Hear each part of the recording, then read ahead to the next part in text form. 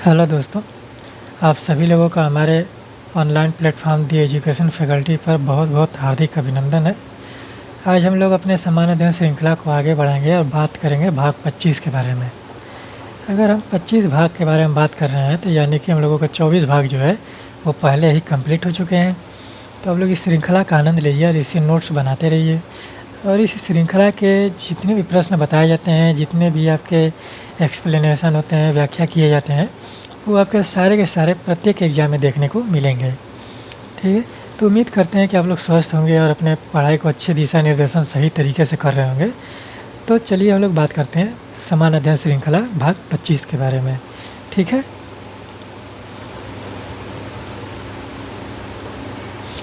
आपका पहला प्रश्न है कि निम्न में से किसने साहित्य लहरी की रचना की थी। ठीक है, साहित्य लहरी एक पुस्तक का नाम है और उसमें देखेंगे कि जो दोहा कविता लिखा गया है। ठीक है, तो वो पूछा जा रहा है कि किसने किया है। तुलसीदास हैं, कालिदास हैं, सूरदास हैं, कुमारदास हैं। ठीक है, तो चलिए हम एक एक करके, वैसे ये साहित्य लहरी आपका सूरदास का है और सूरदास को वात्सल्य कवि बोला जाता है। वात्सल्य प्रेम का जो पराकाष्ठा देखने को मिलता है वो सूरदास के रचनाओं में देखने को मिलता है और इनकी रचनाओं का नाम है सूर सागर, सूर सरावली और साहित्य लहरी। ठीक है, चलिए यहीं से स्टार्ट करते हैं। और ये किस शाखा से संबंधित, कृष्ण भक्ति शाखा से संबंधित है सूरदास।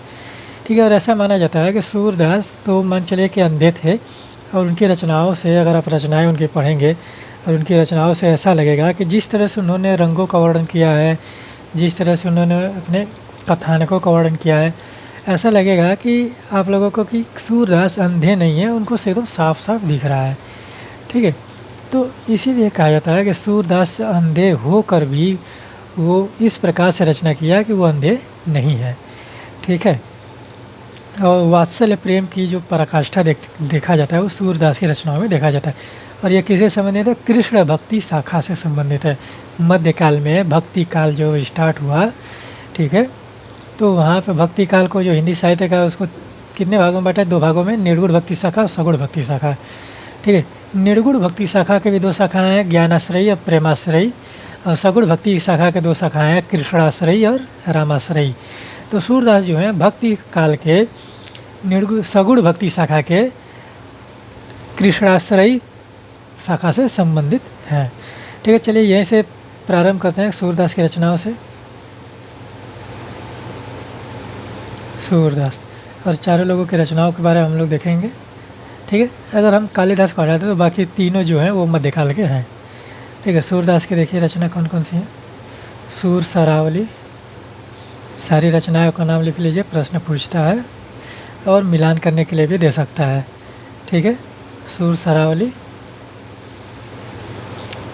और सूर सागर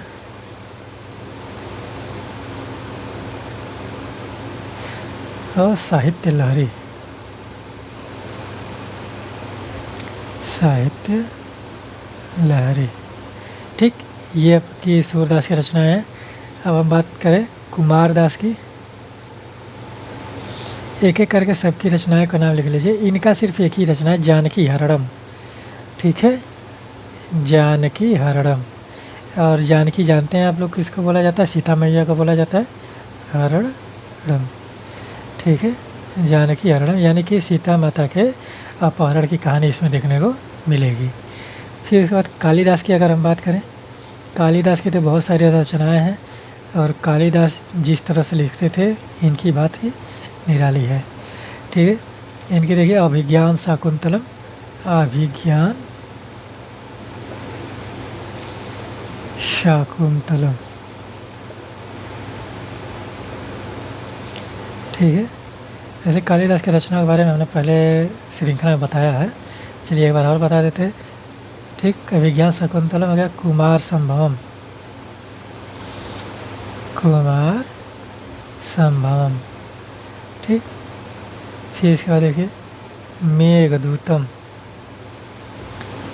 मेघदूतम। ऋतु संहारम,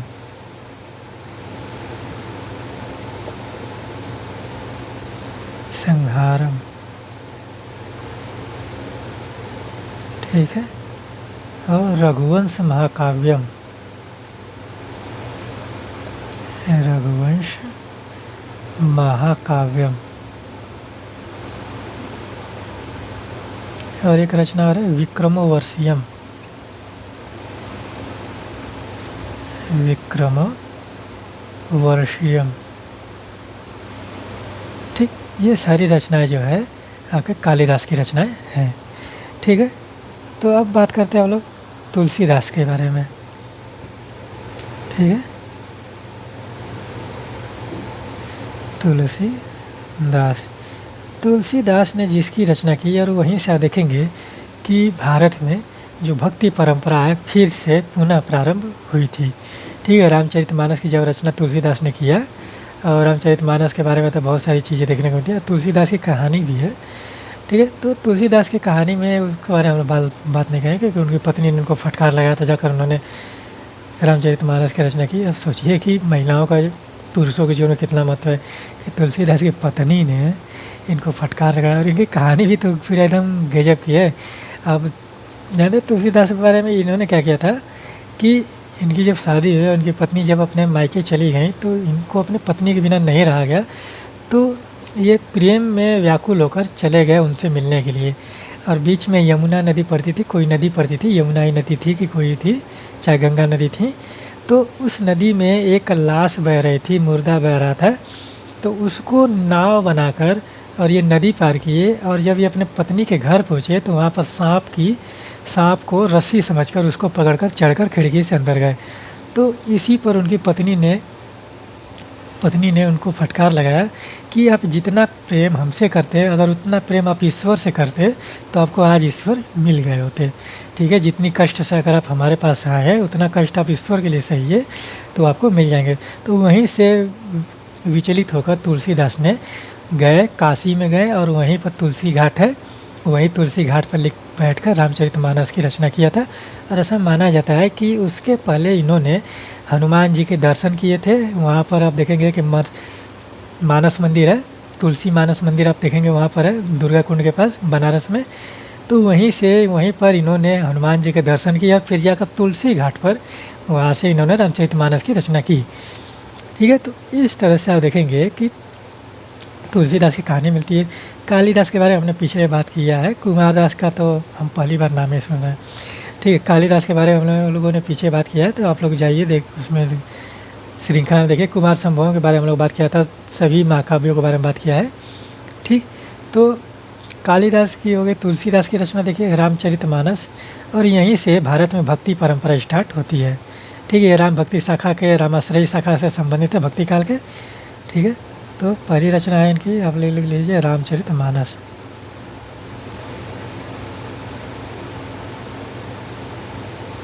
रामचरितमानस। फिर यहाँ पर देखिए कवितावली,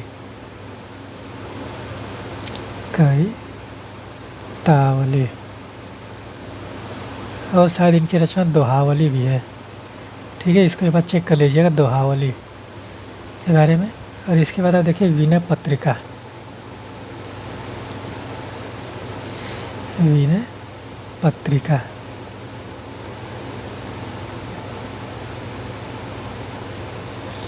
ये सारी रचनाएं जो हैं आपके तुलसीदास की हैं।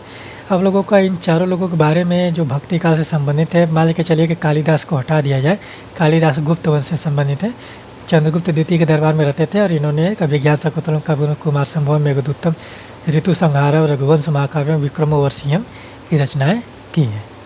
ठीक है, चलिए आगे बढ़ते हैं। ये सारी चीज़ें आप लोग नोट डाउन कर लीजिए, और जो लोग चैनल पर नए हैं वो लोग चैनल को ज़्यादा से ज़्यादा सब्सक्राइब कर लें, और जो लोग पुराने हैं वो लोग चैनल को ज़्यादा से ज़्यादा शेयर करें, कमेंट करें, लाइक करें, जिससे हम लोग मोटिवेट होकर आप लोगों के लिए बहुत सारी चीज़ें लेकर आएंगे।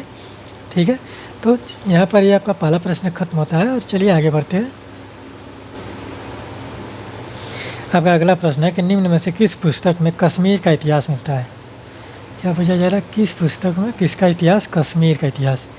ठीक है, तो आप लोग जानते हैं कि कश्मीर का इतिहास बहुत ही ज़्यादा महत्वपूर्ण है, और कश्मीर जो ठंडी प्रदेश है वहाँ पर, वहीं से ऋषि मुनियों का भी इतिहास देखने को मिलता है भारत में। ठीक है, कश्मीर से।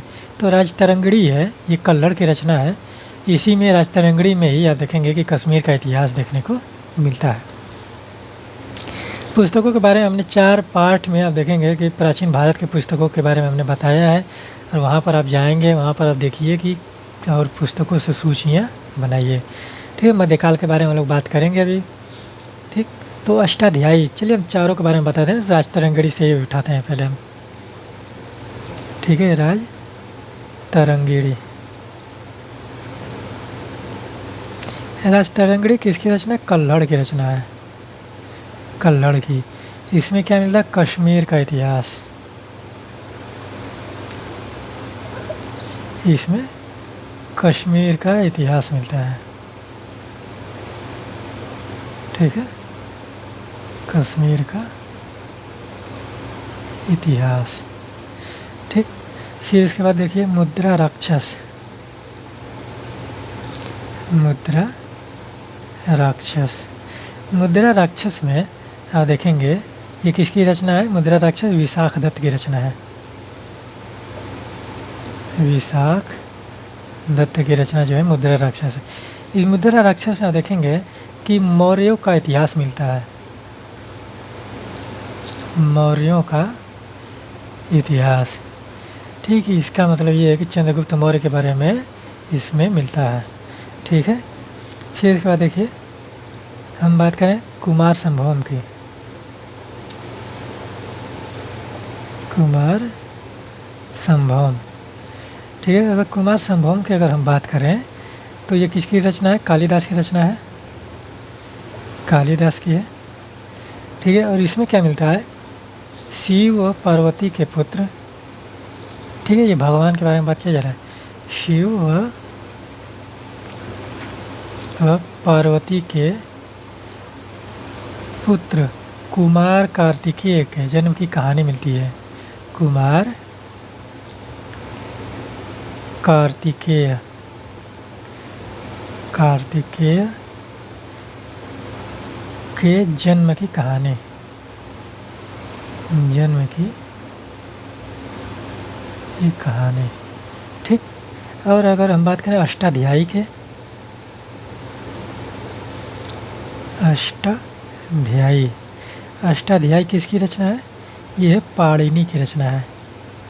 किसकी रचना? पाणिनि की। और यह किस पर है? व्याकरण पर पुस्तक है। अष्टाध्यायी जो है व्याकरण की पुस्तक है।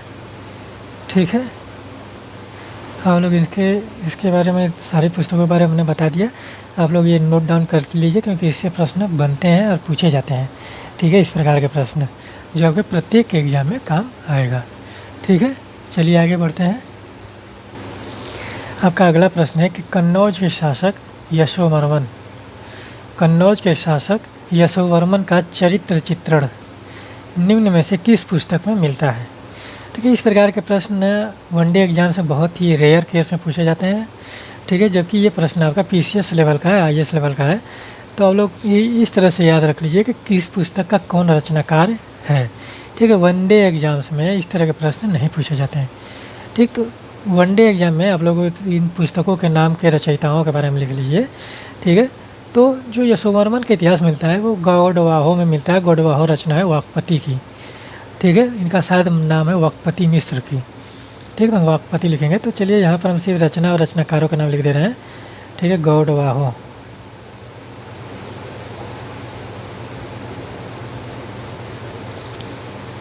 गौड वाहो। ठीक है, इसकी रचना किया था वाकपति ने। ठीक है, वाकपति। और वाकपति जो हैं वो आपके यशोवर्मन के राज दरबारी कवि थे। ठीक है, और यशोवर्मन किस वंश का शासक है? शायद मौखरी वंश का है। ठीक, कन्नौज में मौखरी वंश था और उसी का शासक ये यशोवर्मन है। ठीक, अगर उत्तर रामचरित के बारे में बात करें, उत्तर रामचरित, उत्तर रामचरित 7 खंडों में विभाजित है, जिसमें राम के जीवन के कहानियाँ मिलती हैं।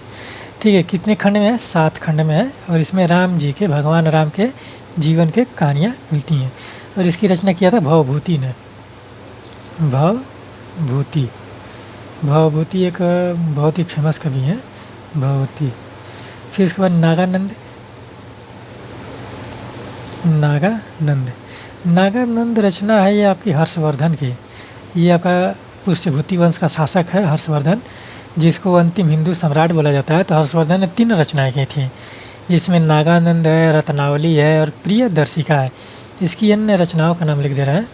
रत्नावली, ये शासक है ना, शासकों की रचनाओं को बहुत बार पूछता है। ठीक है, मान लीजिए कि कोई लेखक है, उनकी रचनाएं तो पूछता ही अक्सर है, लेकिन शासकों की रचना जो है, अगर कोई शासक है और वो रचना किया है तो उसकी रचना बहुत ही ज़्यादा महत्वपूर्ण हो जाती है। ठीक है, रत्नावली हो गई और प्रियदर्शिका हो गई। प्रियदर्शिका,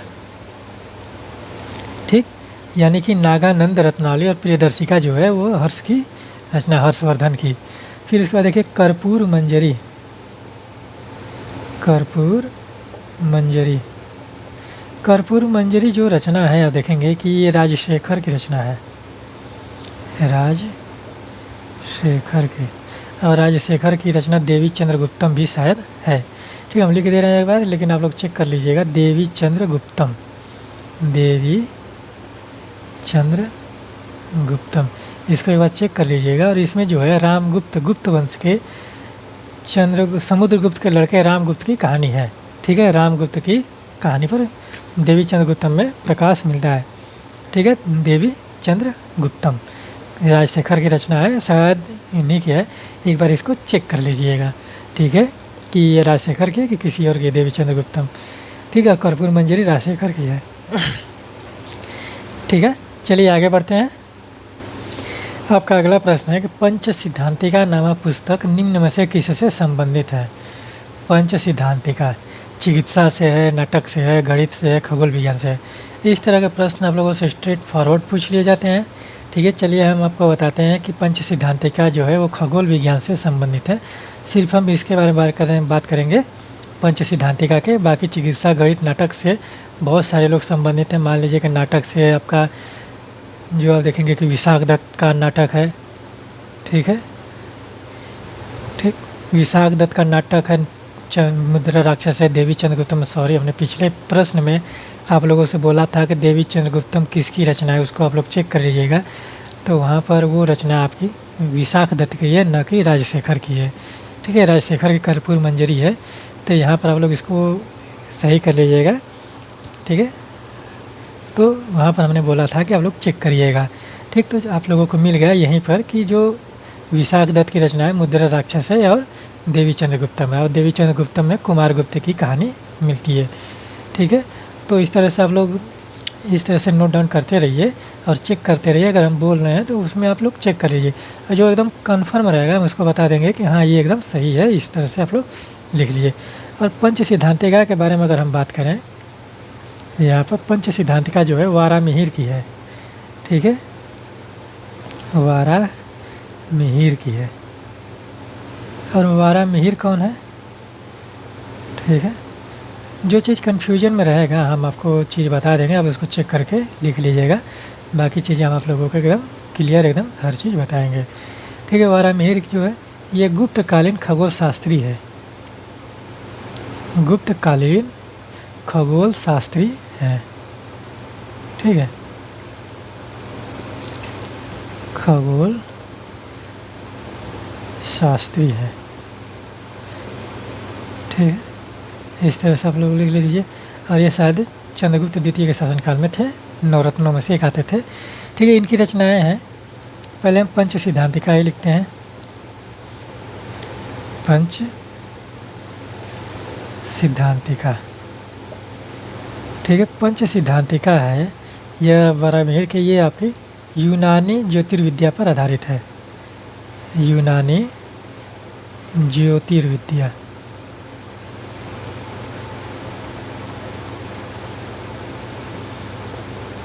ज्योतिर्विद्या ज्योतिषी पर है। ठीक है, विद्या पर आधारित है। फिर इसके बाद बृहत जातिका। ठीक है, बृहत जातक है। बृहत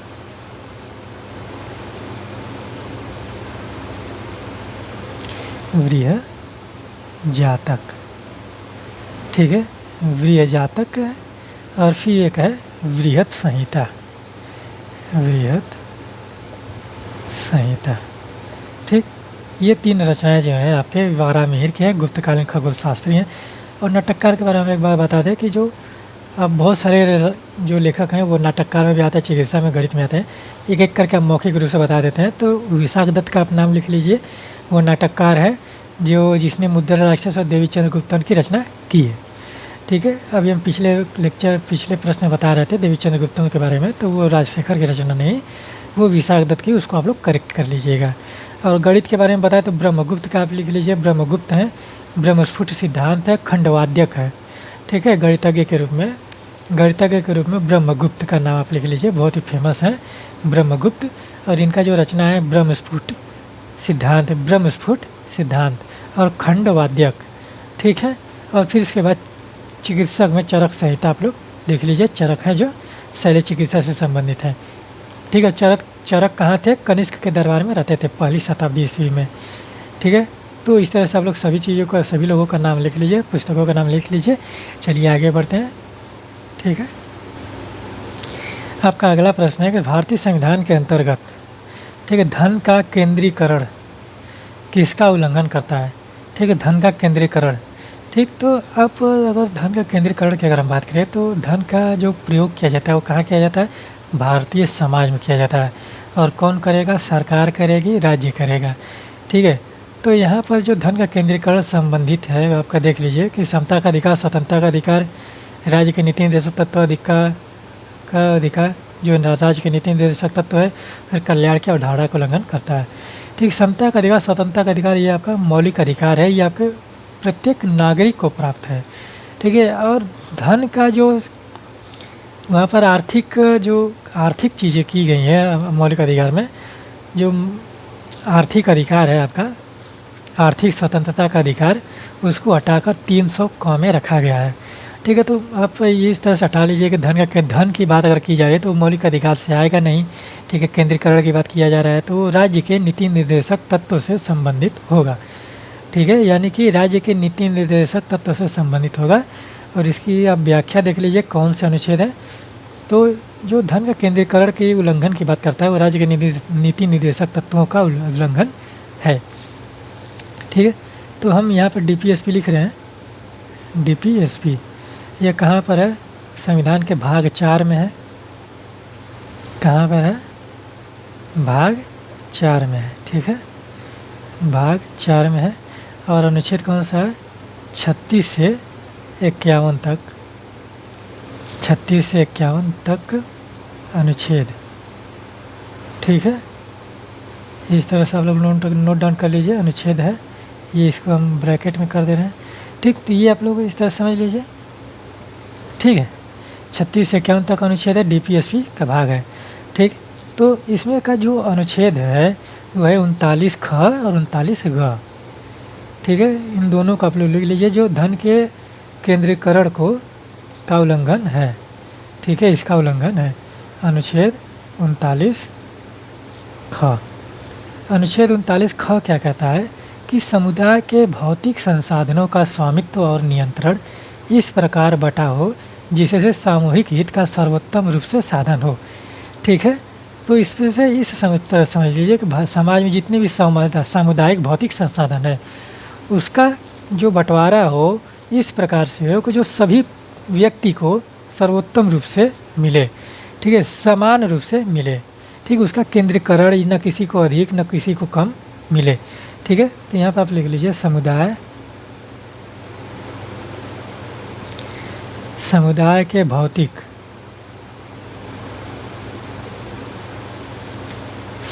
के भौतिक संसाधनों का स्वामित्व,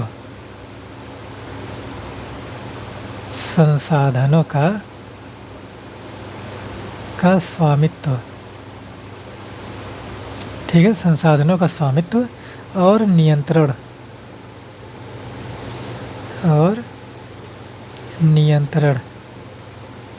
स्वामित्व और नियंत्रण इस प्रकार बटा हो,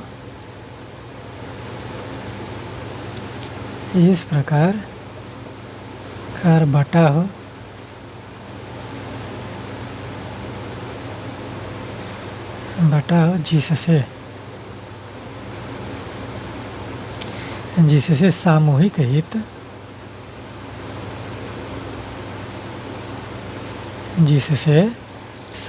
हित का सर्वोत्तम साधन हो।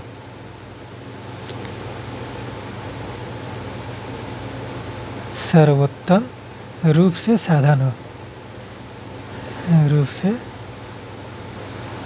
साधन हो।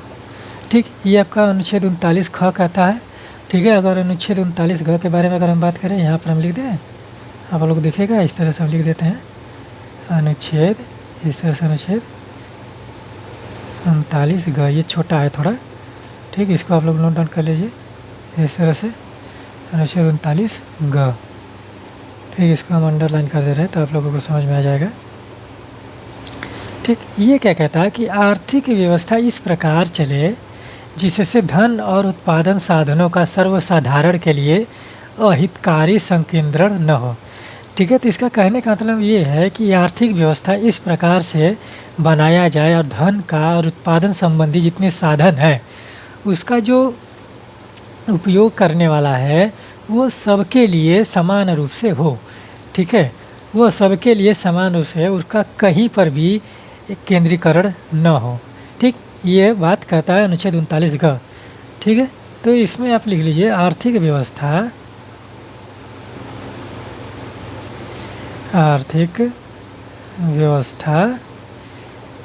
इस प्रकार चले,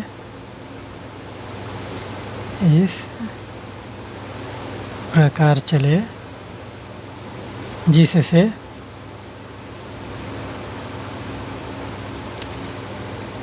धन और उत्पादन संबंधी, ठीक है, उत्पादन साधनों का धन और उत्पादन साधनों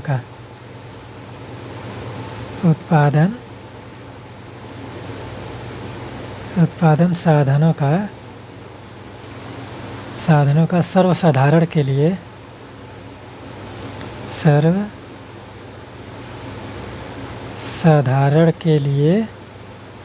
अहितकारी संकेंद्रण न हो। ठीक है, सर्वसाधारण के लिए अहितकारी संकेंद्रण न हो।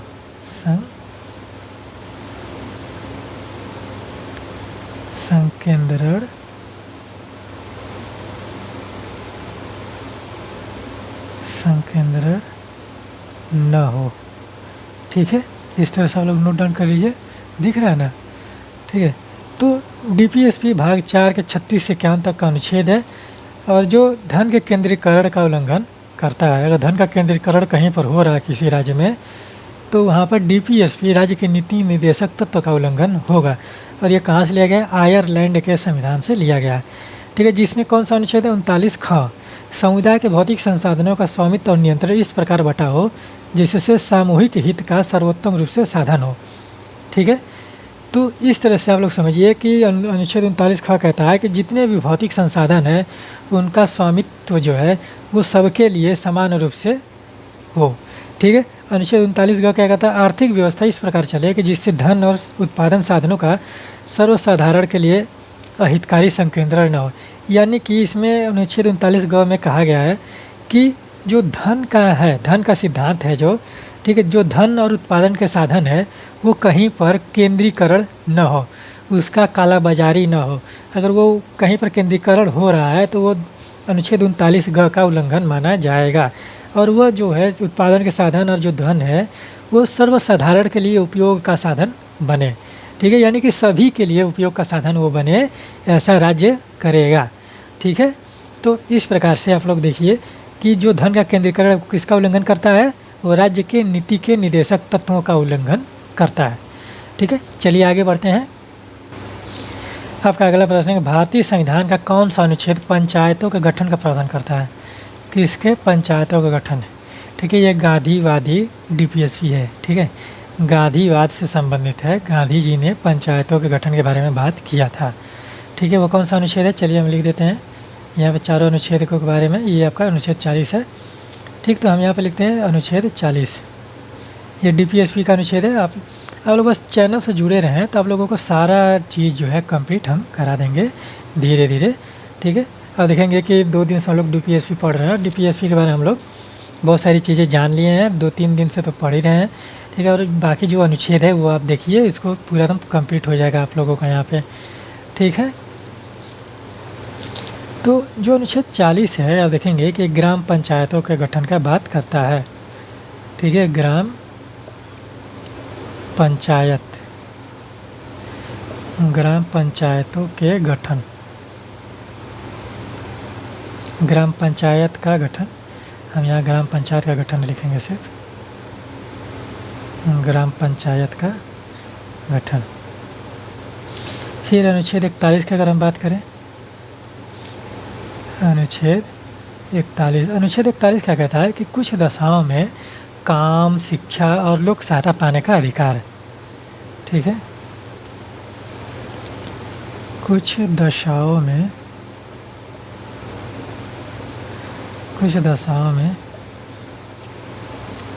काम, शिक्षा और लोक सहायता पाने का अधिकार, और लोक सहायता।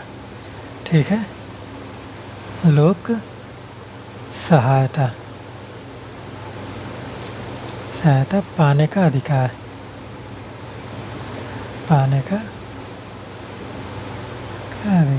आप लोग सिर्फ एक बात बताइए, कमेंट बॉक्स में कमेंट करिए कि क्या काम पाने का अधिकार मौलिक अधिकार है।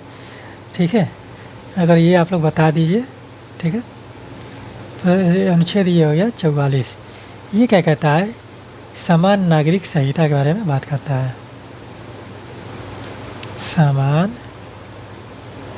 समान नागरिक संहिता।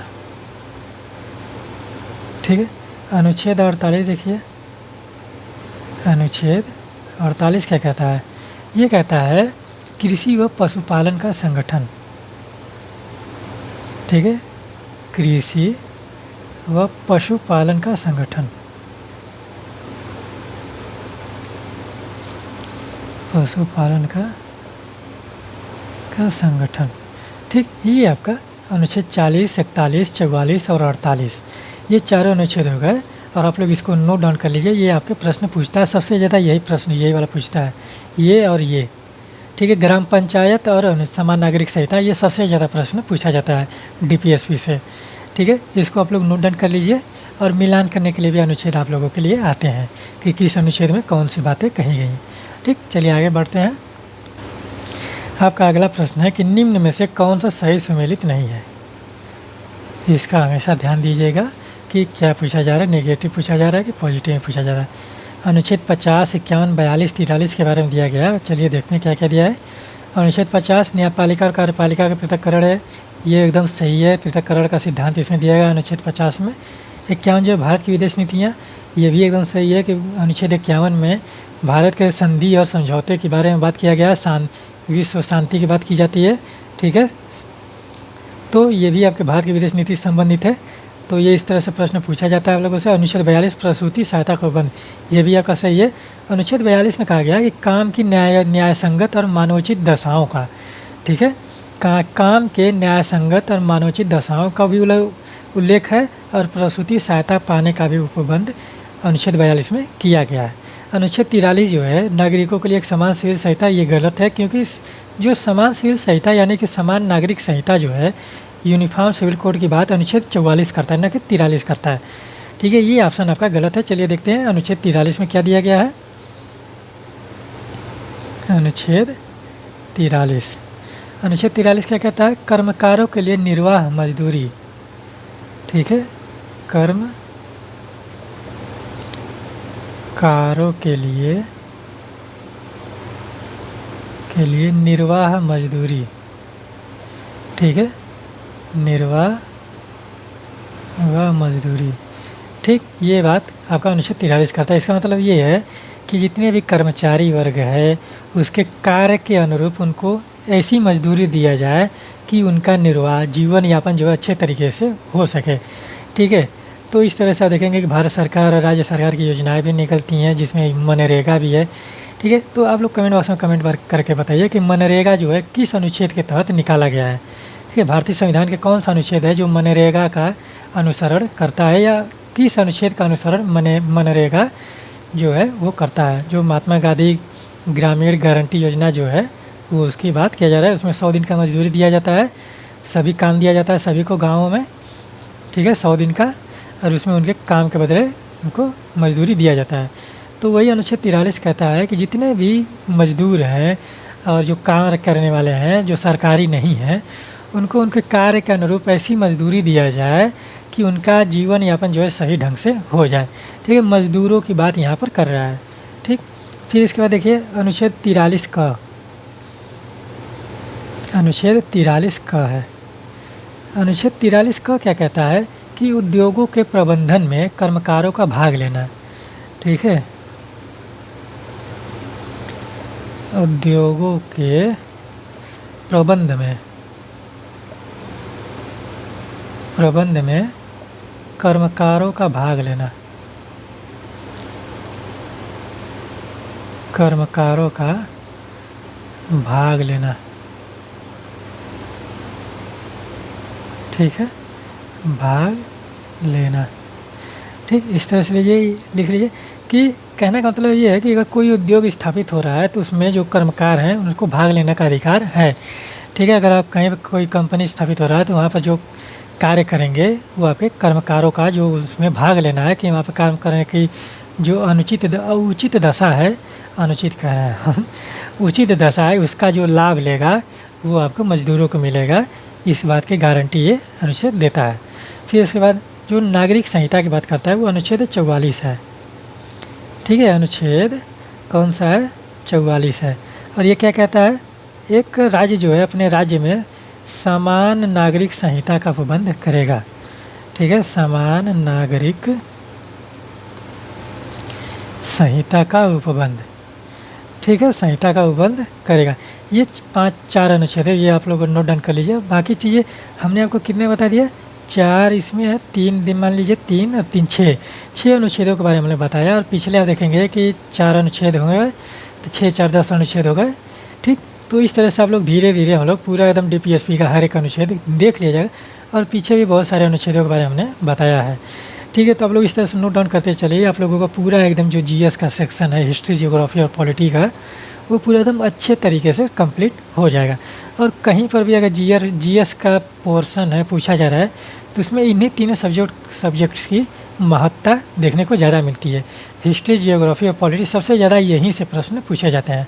ठीक है, चलिए आप लोग नोट्स बनाते रहिए। चलिए हम लोग अपने अगले प्रश्न की तरफ बढ़ते हैं। आपका अगला प्रश्न है, भारत के उत्तरी मैदानों में शीत वर्षा का प्रमुख कारण। शीत वर्षा पूछ रहा है, उत्तरी मैदानों में शीत वर्षा का प्रमुख कारण क्या है? बंगाल की खाड़ी की मानसून, पश्चिमी विक्षोभ के मानसून, दक्षिण पश्चिम मानसून, मानसून का लौटना। ठीक है, चारों आपके मानसून के प्रकार हैं। अगर हम बात बना दें, मैप बना दें, ठीक है, वैसे आप मान चलिए कि हम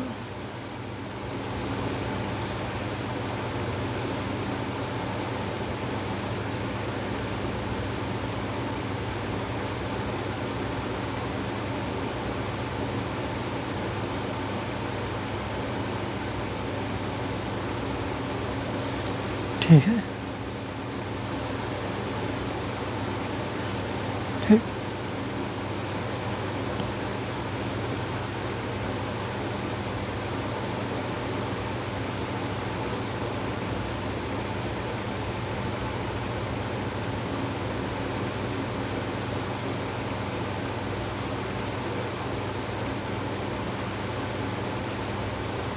ठीक है, इस तरह से आप लोग मान लीजिए। ठीक है, तो इसमें ये पूछा है कि जो बंगाल की खाड़ी है, मान के चलिए कि ये बंगाल की खाड़ी है। ठीक है, बंगाल की, ये है ना बंगाल की खाड़ी। ठीक, ये कहाँ पर है?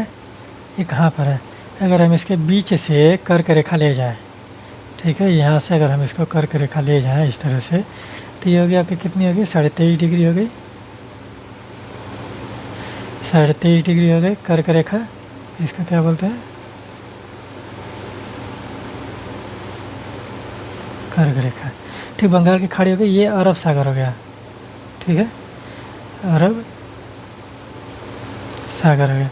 तो वही पूछ रहा है कि बंगाल की खाड़ी से ये वाला जो मानसून उठ रहा है, इस तरह से जा रहा है, इससे शीत ऋतु में वर्षा आती है। यहाँ पर मैदान, यही मैदानी भाग है आपका, ये आपका मैदानी भाग है। तो यहाँ पर जो शीत ऋतु में वर्षा होती है, इसको कैसे होता है, यही आपका मैदानी भाग है। ठीक है, और ये पंजाब, हरियाणा, फिर दिल्ली, उत्तर प्रदेश का मैदानी भाग है। ठीक, गंगा यमुना का दोआब जी इसे बोला जाता है। ठीक है, तो बंगाल के खाड़ी से ये होता है या ये वाला मानसून होता है। ठीक है, इसी को दक्षिण पश्चिम मानसून बोलते हैं। दक्षिण पश्चिम मानसून। ठीक है, यही तो है आपका मानसून, दक्षिण पश्चिमी। ठीक है, और ये क्या है, दक्षिण पूर्व मानसून है। ठीक है, दक्षिण पूर्व मानसून। मानसून की क्लास में ये सारी चीज़ें आप लोगों को बताई जाएंगी। ठीक है, सिर्फ हम लोग आपको ये बता दे रहे हैं। ठीक है, इसको हटा दीजिए और इसको हटा दीजिए। ठीक, बंगाल खाड़ी और सागर। तो वही पूछा जा रहा है कि मानसून यहाँ से, जब ये जून का महीना चल रहा है, यहाँ पे मान के चलिए ये जून का महीना है। ठीक, जून से लेकर सितंबर तक आपके मानसून की अवस्थिति बनी रहती है, और अक्टूबर से मानसून जो है यहाँ से ये हिमालय पर्वत से टकरा कर ये अपना का लौटने लगता है, इस तरह से। ठीक है, लौटने लगता है, तो इसी को क्या कहते हैं, मानसून का लौटना कहते हैं। ठीक है, तो मानसून के लौटते हुए, मानसून से उत्तरी मैदान में शीत वर्षा होती है, या दक्षिण पूर्व से होती है, दक्षिण पश्चिम से होती है, यानी कि बंगाल की खाड़ी की मानसून, और दक्षिण पश्चिमी मानसून ये आपका अरब सागर का मानसून है।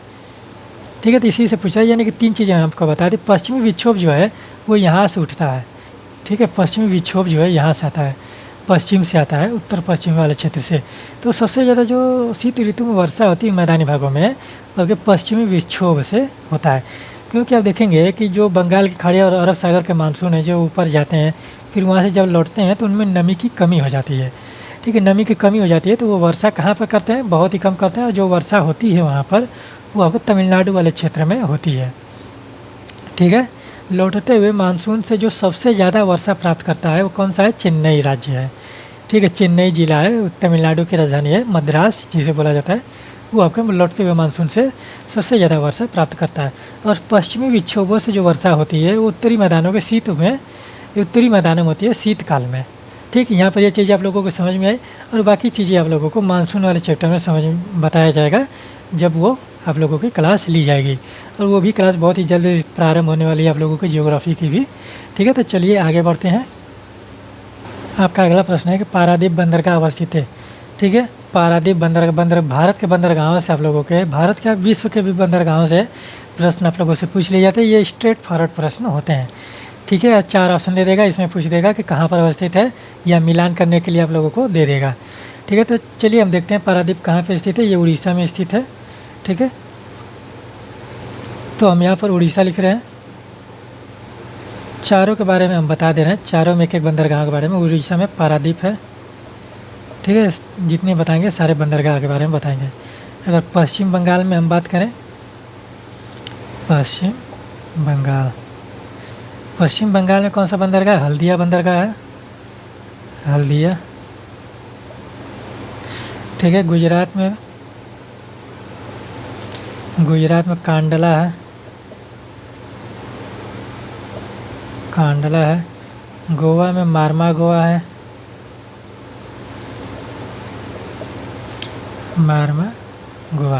ये आप लोग बंदरगाहों से नोट डाउन कर लिया। भारत के प्रमुख बंदरगाहों का आप एक सूची बनाइए। अगर आप नहीं बना पा रहे हैं तो चैनल से आप जुड़े रहिए, वहाँ पर आप लोगों को, आप लोग कहेंगे तो PDF भी मिल जाएगा आप लोगों को, और वहाँ पे आप सारी चीज़ें आप लोगों से कंप्लीट करा दी जाएंगी। ठीक है, तो आप लोग बस चैनल को सहयोग थोड़ा प्रदान करिए, तो जिससे हम लोग मोटिवेट होकर आप लोगों के लिए बहुत सारी चीज़ें करेंगे। ठीक है, चलिए आगे बढ़ते हैं। आपका अगला प्रश्न है कि निम्न में से कौन सा एक उष्णकटिबंधीय घास का मैदान है। उष्णकटिबंधीय घास का मैदान। ठीक है, उष्णकटिबंधीय आप जानते हैं कि जो भूमध्य रेखा के आसपास के जो क्षेत्र हैं वो उष्णकटिबंधीय क्षेत्र पाए जाते हैं, और उसमें जो घास के मैदान पाए जाते हैं उसके बारे में पूछा जा रहा है कि वो कौन सी घास के मैदान है। डाउन्स है, स्टेपी है, सवाना है, प्रेयरी है। चलिए इन सभी के बारे में हम लोग देखें। तो जैसे हम माध्यम बताते जाएंगे ना, आप लोगों को समझ में आ जाएगा कि कौन सी घास का मैदान है यहाँ पर। ठीक है, तो चलिए देखिए, ठीक, डाउन्स की अगर हम बात करें, डाउन्स डाउन्स कहाँ पाया जाता है? ये ऑस्ट्रेलिया में पाया जाता है। ऑस्ट्रेलिया महाद्वीप में, और सबसे छोटा महाद्वीप इसी को बोला जाता है, ऑस्ट्रेलिया महाद्वीप। ठीक है, और ये कौन सी घास के मैदान है? शीतोष्ण कटिबंधीय घास के मैदान है ये। शीतोष्ण हम बस लिख दे रहे हैं, आप लोग सब कटिबंधी भी लिख लीजिएगा। शीतोष्ण घास के मैदान, शीतोष्ण घास के मैदान। ठीक, इस तरह से आप लोग नोट डाउन कर लीजिए। स्टेपी के बारे में बात करें, स्टेपी पाई जाती है यूरोप में।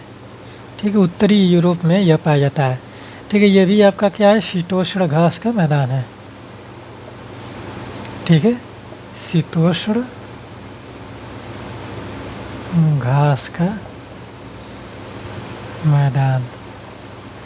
ठीक है, तो सवाना की बात करें, सवाना जो है सदाबहार वनों में पाया जाता है।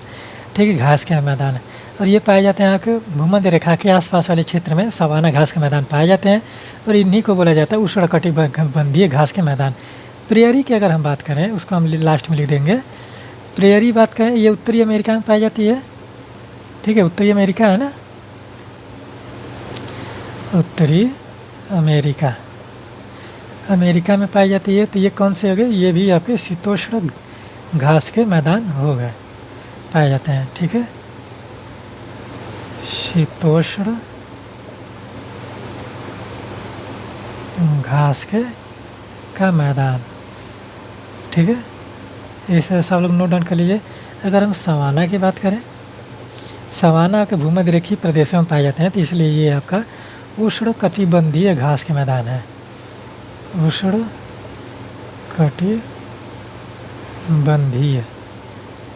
ठीक है, उष्णकटिबंधीय घास के मैदान। ठीक है, ये आप 4 चीज़ें आप लिख लीजिए। और भी घास के मैदान है, मान के चलिए कि पंपाज है, यह दक्षिण अमेरिका में पाया जाता है। वेल्ड है, दक्षिण अफ्रीका में पाया जाता है।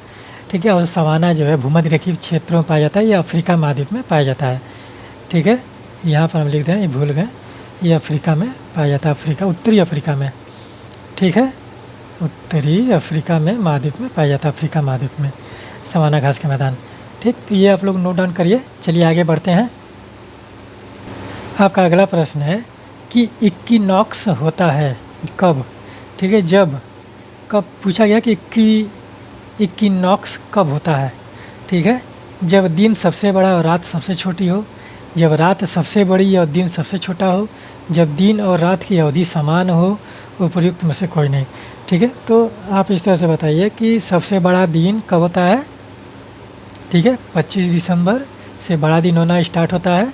ठीक है, और आप देखेंगे कि 21 जून से आप लोगों का दिन, 21 जून से आप लोगों का जो दिन है वो धीरे धीरे छोटा होने लगता है। ठीक, इस तरह से आप लोग देखेंगे। ठीक है, तो यानी कि आप देखेंगे तो इसमें पूछा जा रहा है कि कब इक्विनॉक्स की घटना घटित होती है। ठीक है, तो दिन छोटा बड़ा होने से इसमें कोई मतलब नहीं है, दिन रात छोटे बड़े हों उससे कोई मतलब नहीं है। जहाँ पर दिन की अवधि समान हो, दिन और रात की अवधि समान होगी, वहाँ पर इक्विनॉक्स की घटना उसे बोला जाता है। और ये कब होता है? और आप देखेंगे इक्विनॉक्स की घटना हम यहाँ पर लिख दे रहे हैं, इक्विनॉक्स की घटना, इक्विनॉक्स। इसको इंग्लिश में इसीलिए हमने लिखा है कि आप लोगों को समझ में ज़्यादा आ जाए थोड़ा। इक्विनॉक्स ये कब होता है? 21 मार्च और 23 सितंबर। ठीक है, 21 मार्च व 23 सितंबर। ठीक है, तो इस दिन ये घटना होती है। इसको क्या बोला जाता है? विषुव बोला जाता है। एक वसंत विषुव है और एक शरद विषुव है। ठीक है, क्या बोला जाता है? विषुव, इस तरह से विषुव। ठीक है, तो इनको विषुव बोला जाता है, और ये जो घटना है आपकी इक्विनॉक्स की घटना कहलाती है।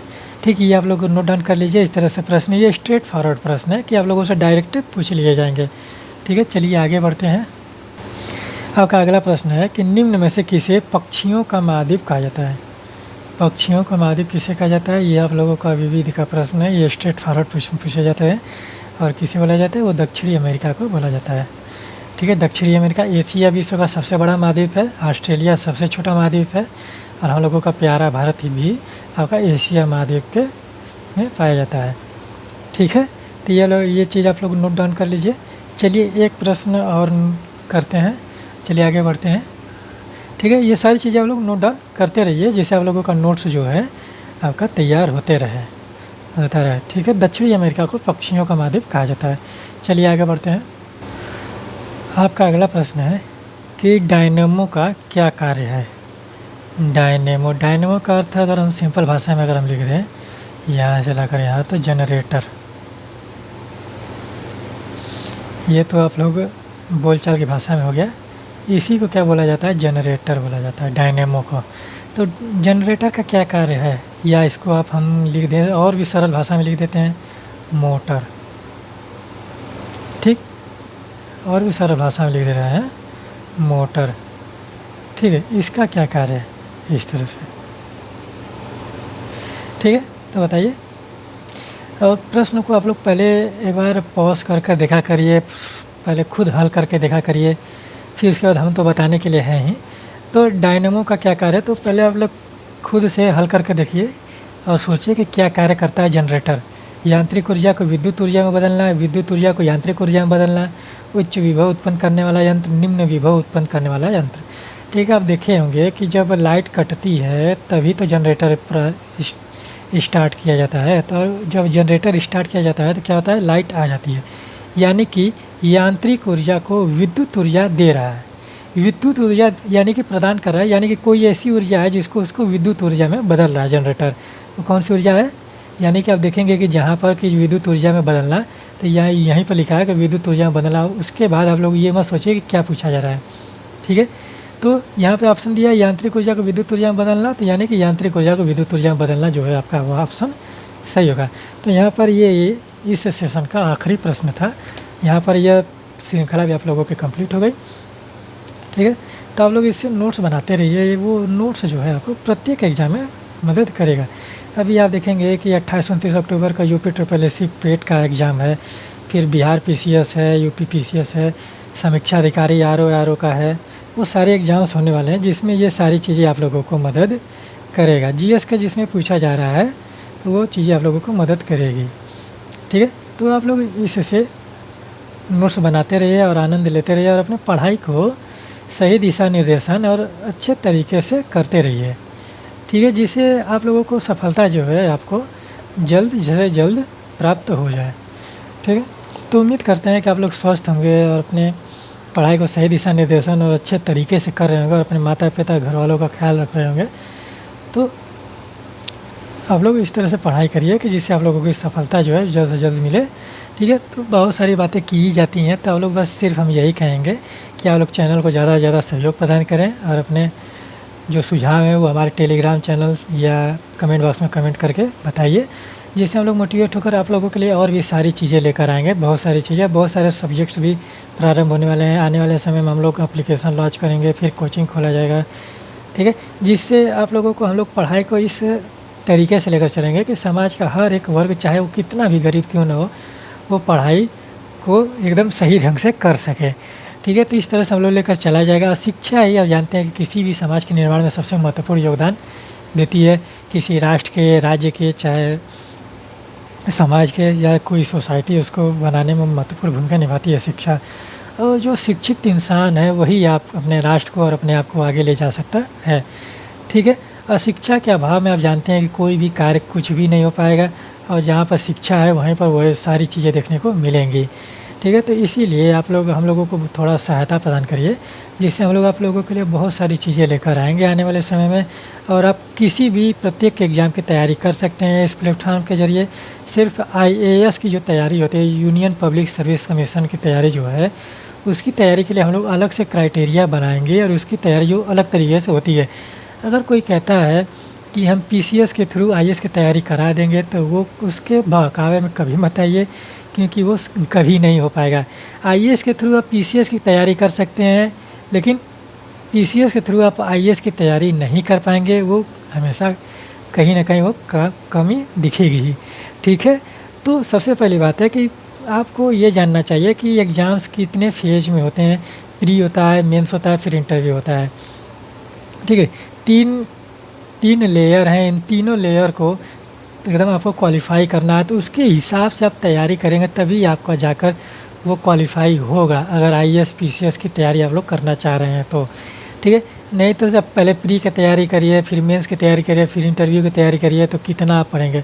तो आपको तो अपने तैयारी को इस तरीके से ले चलना है कि ऐसा पढ़ें आप, ऐसी चीज़ ऐसी तैयारी करें जिससे आप लोगों का तीनों चीज़ है वो आपका धीरे धीरे कंप्लीट होता रहे। ठीक है, और वनडे एग्ज़ाम्स वाले तो वो लोग ध्यान से एकदम पढ़ें, क्योंकि उनका तो हमको लगता है कि और भी टफ हो जाता है, क्योंकि उसमें देखेंगे कि जीएस भी है, रीजनिंग भी है, मैथ भी है, इंग्लिश भी है, हिंदी भी है। ठीक है, सब कुछ पूछता है, तो वो लोग उन लोगों को तो और भी थोड़ा अपने सोचने समझने की क्षमता है उसको विकास करना चाहिए और चीज़ों को समझने की कोशिश करनी चाहिए। ठीक है, तो वनडे एग्ज़ाम्स वाले उस तरह से तैयारी करें कि उनको तो पढ़ना ही है। ठीक है, सभी सब्जेक्ट्स पढ़ना है, तो आप उस तरह से तैयारी करें कि जिससे आप लोगों को पढ़ाई जो है वो थोड़ा कम जल्दी ही कंप्लीट हो जाए। ठीक है, अगर आप कोचिंग्स में पढ़ाई कर रहे हैं तो आप वहाँ के जो कोचिंग्स के जो सुविधा है, किस तरह से टीचर पढ़ा रहे हैं, उसको आप ध्यान दीजिए। ठीक है, तो क्योंकि कोई बहुत ज़रूरी नहीं है कि उस तरह से हर कोई लड़का कोचिंग कर रहा है तो वो जॉब पा ही रहा है। ठीक है, ऐसा कुछ नहीं है। अगर आईएएस की बात हम करें तो आईएएस में जितने लोग कोचिंग करते हैं उसमें से 1%, 0.01% ही लड़के आपके आईएएस की नौकरी पाते हैं। और उसमें आप देखेंगे कि बहुत ही रेयर केस होता है कि उसमें बहुत कोचिंग के लड़के वहाँ पर आईएएस की क्वालिफाई कर, वो कोचिंग कर लेते हैं लेकिन तैयारी अपने से ही करते हैं। और इन सब में सबसे महत्वपूर्ण बात है कि आंसर राइटिंग जो है आपको करना चाहिए। ठीक है, तो आप लोग सही तरीके से सही दिशा निर्देशन में पढ़ाई करिए, तैयारी करिए अपने। ठीक है, तो यहीं पर आप उम्मीद करते हैं कि आप लोगों को यह लेक्चर पसंद आएगा, श्रृंखला पसंद आती होगी। आप लोग कमेंट करिए, लाइक करिए, शेयर करिए, सब्सक्राइब करिए। तो यहीं पर मैं अपने वाणी को विराम देता हूँ। मिलते हैं अगले लेक्चर में, अगले श्रृंखला में, नेक्स्ट श्रृंखला में। ठीक है, धन्यवाद।